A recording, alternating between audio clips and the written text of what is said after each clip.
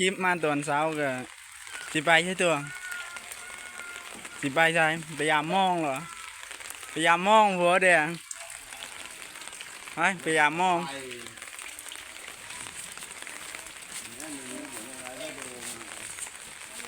พยายามมองอยู่ห้วยน้องไก่เจอแม่เราตัวไก่บ่ไปทุกคนไปน้ำกัน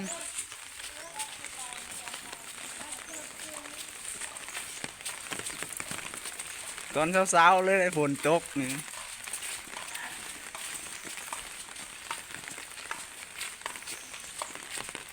พยายามมองเบิ่งว่ามันสิได้บ่ป่าส่งได้หรอกเนาะบัวแดงว้าวนั่นแน่แม่ตัวได้เลยเนาะป่า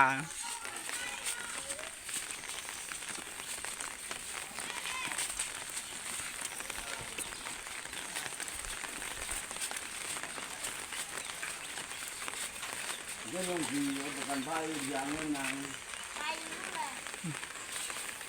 เขากำลังจะไล่น้ำประกันไฟเดียวนะมีคนป่วยเสียอยู่บ้านอันนี้ก็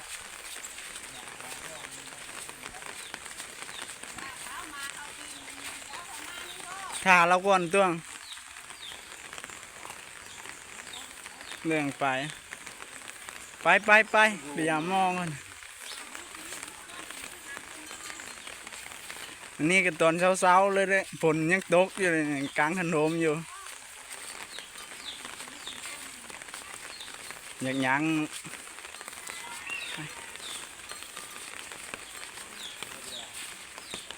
ประกันภัยไม่เกี่ยวกับประกันภัยต้องขี่ไปเรื่อยไปเอาไปก่อนนะตัว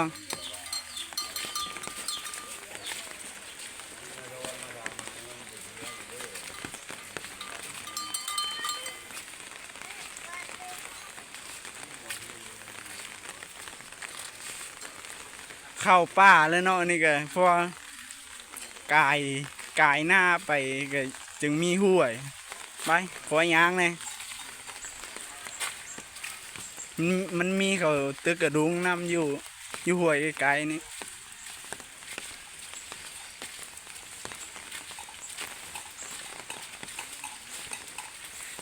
เจ้าของมองยังบ่ยางมาซ้ำวะมึงมาใช่ตัวเมื่อกี้นี่ว้าวดีๆมาว้าวมันน้ำขาวว้าวนี่ฮะพยายามมองไว้เบื้องกับเบ็ดตึกกระดุงพอง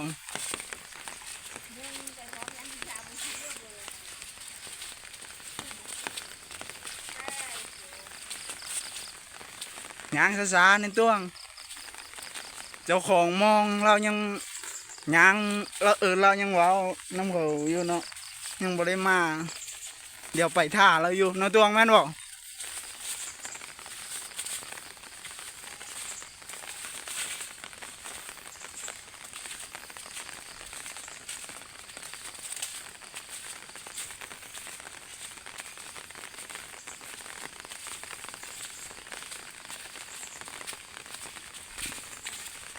ไปยางไปเลยแบบนี้กินข้าวแล้วบ่ดวงหวานมันนั่นไหมนี่นะเรากินแล้วเนาะข้าวกันเริ่มเข้ามาในป่าแล้วนี่นะ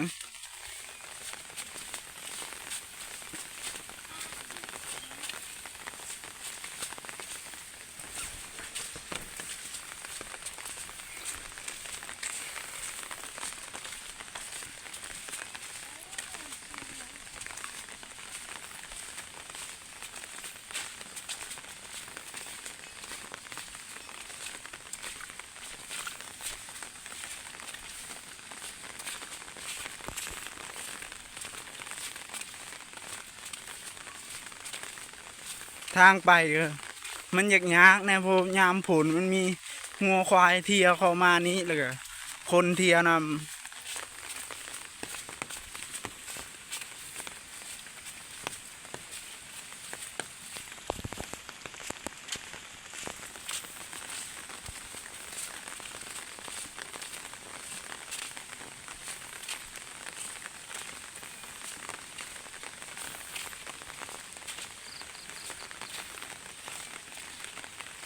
โอ้เข้าฮอดป่าเลยพี่น้องน่าจะได้จบคลิปสำนี้ฝากกดไลค์กดแชร์กดติดตามนะเด้อส่อง YouTube ใหม่เนาะกำลังสร้างลิ้นใหม่เนาะฝากติดตามเนี่ยอายเอื้อยน้องชายน้องสาวเนาะฝากติดตามแน่จบคลิปสำนี้ก่อนเข้าฮอดป่าแล้วเดี๋ยวไปฮอดอยู่ใส่มองสียามมองสีสายใหม่ตัวนี้ก็ไกลสิฮอดบ่อนยามมองแล้วเนาะนี่ก็กำลังไปยังอีกจังน้อยก็ฮอดแล้วอันนี้ก็ทงนาอีกภาคหนึงแม่เราจ้วงทงนาอีกภาคหนึงเหรอวะเราว่าทงนาอีกภาคหนึงอันนี้ก็กว้างเติมมาทงนา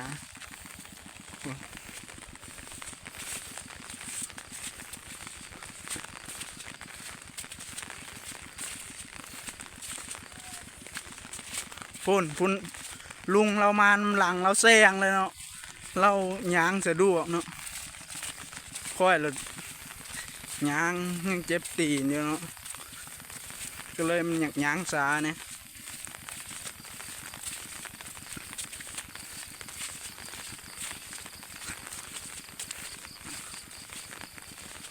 อย่าพาความไปถ่าเดี๋ยวได้ไหม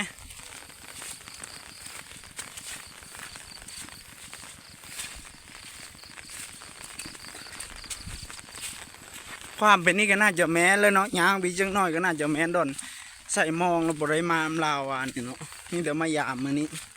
เพราะว่าเรามาใส่ลุง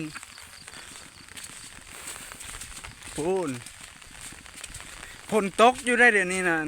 ที่จริงมันแม้เราต้วงว้าวดังๆเนี่ยปีนมาเนี่ยฝนตกอยู่บ่ฝนตกอยู่แล้ววะ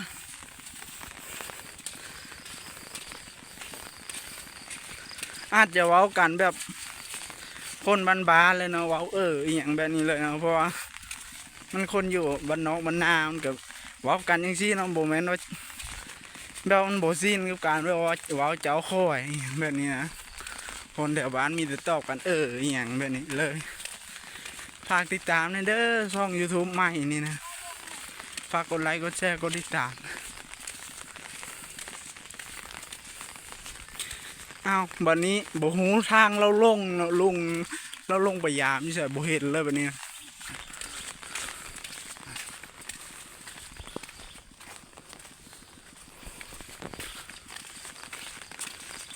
ฮอดแล้วว่าซาน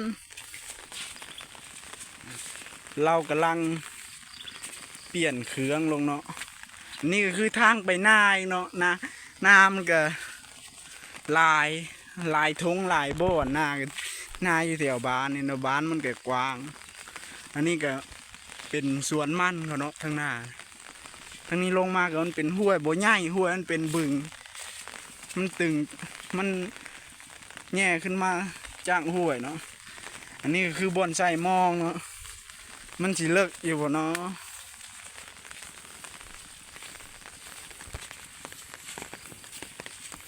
มาเบิ่งน้ำกันเนาะต้วงบริลงบ่บริลงเนาะน้ำน่าจะเลิกต้วงน่าจะลงบ่ได้มีแต่ลุงเราลงผู้เดียว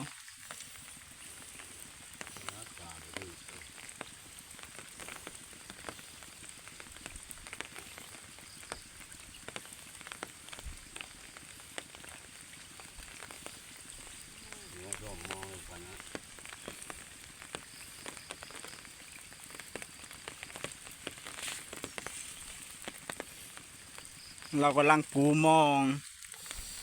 ทุกคนน้ำเลิกอยู่เด้เนาะตัวนี่เพื่อนผู้นี้ก็ล่อลุ้นน้ำเดียวอยู่นี่ทึกตัวนึงว่าจันบุกตวงว่าแม่เราตัวทึกตัวนึงทึกอีหลีนะปลาตัวนึงขนาดเดี๋ยวเรากูนะปลาทึกตัวนึงแล้วสองแล้วปุ๊อ๋อ2 ตัวแล้วอ๋อปลาเสื่อมจะโม้เป็นตะยะเนี่ยโอ้3 4 ตัวแล้วพูดนะทึกปลาเนาะพี่น้อง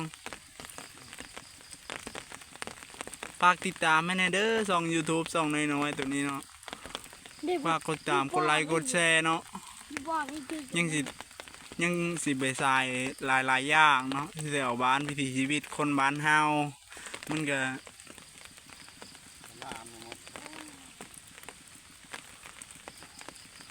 เดี๋ยวแข้งขาสมบูรณ์ย่างได้ปกติแข้งมันดีตีนมันดีฮะนะเดี๋ยวออกไปถ่ายท้องนาให้เอื้อยอายน้องนุ้งพี่น้องเบิ่งอยู่หน้าเขาไว้เนาะ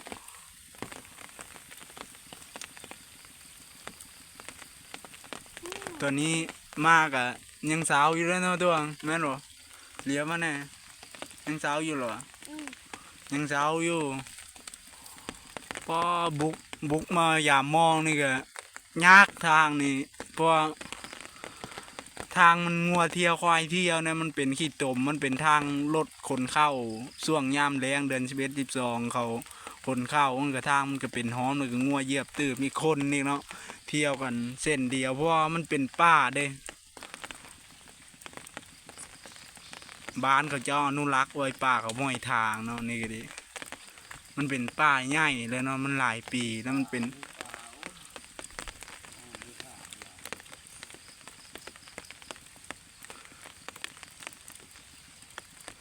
น่าจะพอกินอยู่เนาะป่าเพราะว่ามันก็ซาเห็นอยู่แต่อันนี้มันลงบ่ได้นะอยากลงไปยุ่งแต่มันลงบ่ได้ยันบาดเปื่อยเนาะเพราะว่าเหยียบแก้วเลย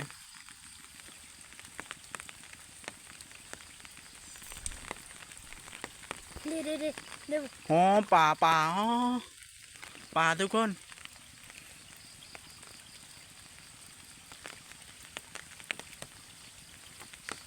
มันเกาะไม้อยู่เนาะตัวนี้ถ้าเราขึ้นมาเอาไปเบิ่งน้ำกันเนาะแม่นเราตัวไปเบิ่งน้ำกันเนาะว่ามันได้หลายหรือบ่ได้เท่าได้จำได้ฮะผมนี่ก็ยังยาวเนาะพวกนี้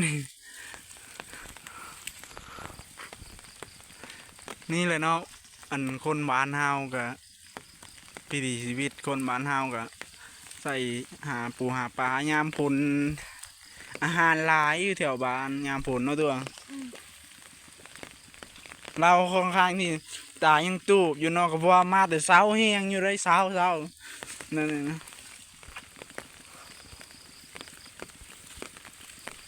พอดีนี่เราขึ้นมาแล้วจับมองน้ำลาวเด้อเดี๋ยวชิมมาสายเลย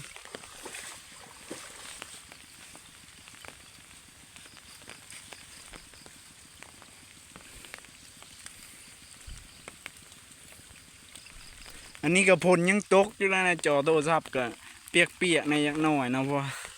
ฝนยังตกอยู่เนาะมันตกเมื่อคืนเลยแต่ว่ามันคอยถ้าบอกคอยนี่มองนี่มันท่วมเลยแหละฝนตกคืนนี่นะมันตกแต่หัวแรงจนแจ้งเลยเนาะเช้านี้ก็มันยังบริยุทธ์แต่ว่ามันตกน้อยโอ้ป่าเนาะโอ้มองซื้อไม้เนาะมันยาวเนาะบริสั้นเนาะผู้ไปทั้งเบื้องเนาะผู้ไปพักทั้งผู้อีกบริไกลผู้มองมันยาวเนาะ3 ทบ 4 ทบผู้เนาะ3 ทบห้วยเพราะว่าห้วยมันห้องมันห้วยกว้างนี่มันอาจจะบ่ได้3 ทบยังเก่งได้2 ทบนั่น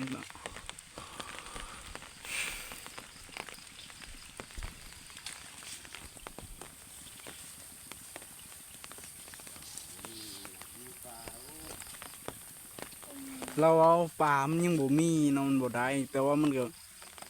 ในความบ่มีของเราก็น่าจะมีสำหรับเฮาเพราะว่าเฮาก็เห็นเลยได้ป่าว่าป่ามันก็มีบางหลายประมาณเกือบ10ปุระป่าในมองเนาะแต่เราเอามันบ่มีเพราะว่าเราเคยใส่อยู่ห้วยไกลนาแล้วเนาะได้บางหลายน้ำปลายไม้ไข่ทั้งหมดแม่นเราตัว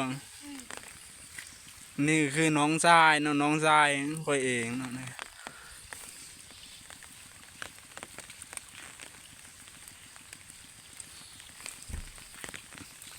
โอ้โทรศัพท์กับปี้อ่ะน้ำฝนตกซะอยู่เนาะกังกดก็เอาบ่อยู่ถ้าลุ้นเบิ่งปลาน้ำกันเนาะ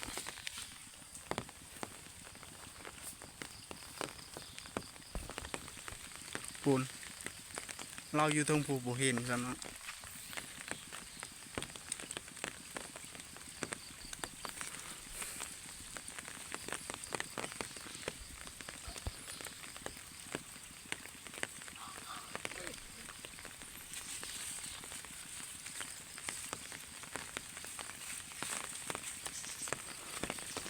ออกมาน้อง ยุงเนาะอยู่ในป่านี่ก็ยุงเนาะอยู่เทิงนี่ลงน้ำมันจะบ่มียุงออกมาทางรถอันนี้ก็คือทางรถแต่ละปีช่วงปั้นข้าวเนาะเขาเจ้าจะขนข้าวมาแต่พูนแล้วก็มานี่แล้วก็เมื่อนี้เมื่อบ้านเข้าบ้านเนาะบ้านนี่ทงหน้ามันจึงลานี่มัน3 บ้านมาอยู่มัน3 บ้านมาเป็นบ้านเดียวเลยก็เลยกว้างบ้านเนี่ยนะบ่กว้างหน้าทงหน้านี่โอ้ไม่หลาย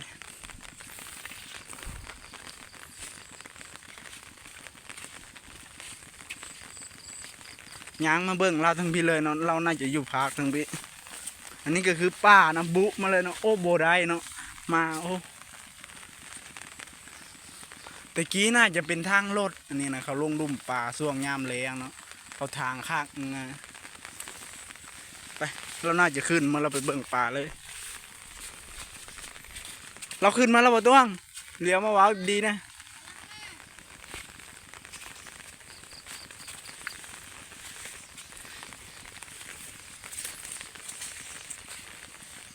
เรากำลังมา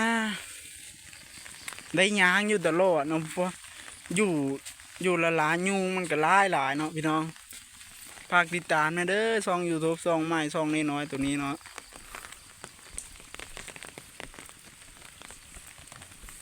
นี่เรามาแล้ว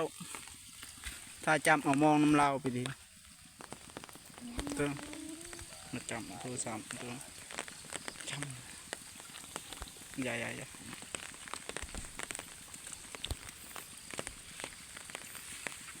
เราถ้าจำเอามองเนาะถ้าจำเอามองเด้อ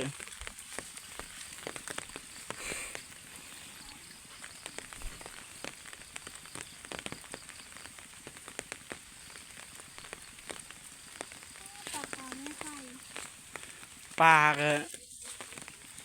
ใหญ่เนาะปลานี่เนาะโพเด้ง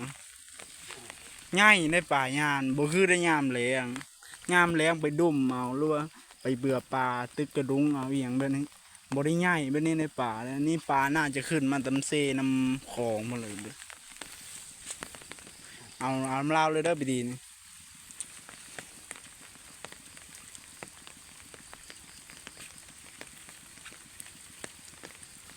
เราขึ้นมาแล้ว ยังบ่มีป่าน่าเล่นบ้านมีตัวมีเลยยังมองขาดยังน้ำมาลาย จับเอานู้ต้วงจับน้ำลาวเลยนะโพแดงให้ต้วงจับเอาน้ำเลยนะ ในถุงยางในถุงยางในถุงช่วงกูจกมัน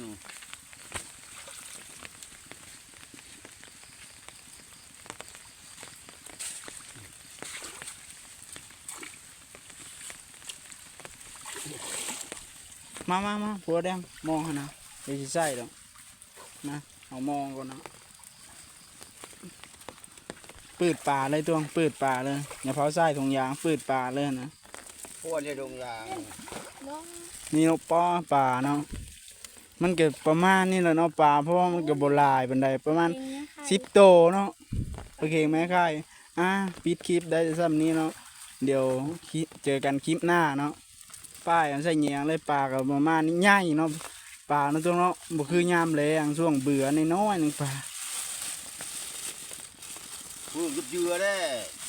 อันนี้กำลังเอาถงใช่เนาะฝนมันตกนะเนาะก็เลยถือขันโหมมา ง่วงก็รู้ มั ทั้ น ง เห็ด นั้ อย่างมันก็อย่างยาง โอ้บักเลยมองขาดมัน บายแน่จบคลิปแล้วเด้อฝากติดตามเรานำแน่เด้อ